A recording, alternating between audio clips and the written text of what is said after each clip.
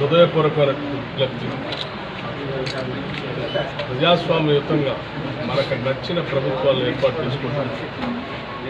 భారత రాజ్యాంగం కల్పించినటువంటి ఓటు హక్కుని స్పష్టంగా వినియోగించుకోవాల్సిందిగా నేను అందరికీ విజ్ఞప్తి చేస్తాను. ఓటు అనేది చాలా విలువైనది. దేశ సంపద, వనరులు దోపిడీ గురి కాకుండా ప్రజలకే చెందేటట్టు, దేశానికి ఉండేటట్టు మనకు కావాల్సిన ప్రభుత్వాన్ని మనం ఎన్నుకోవడానికి భారత రాజ్యాంగం కల్పించినటువంటి అద్భుతమైనటువంటి అవకాశం.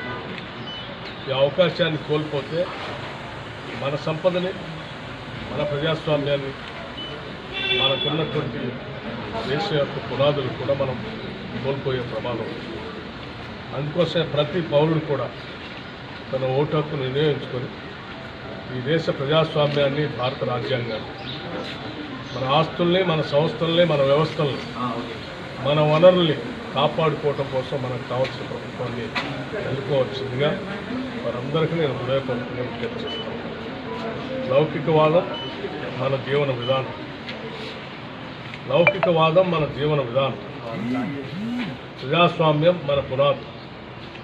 భారతదేశం ప్రపంచ దేశాల్లో ఇవాళ గొప్పగా కీర్తించబడుతుందనంటే ప్రపంచ దేశాల్లో ఉన్నటువంటి అతిపెద్ద ప్రజాస్వామ్య దేశం కాబట్టే ఇది గుర్తించబడుతున్నారు.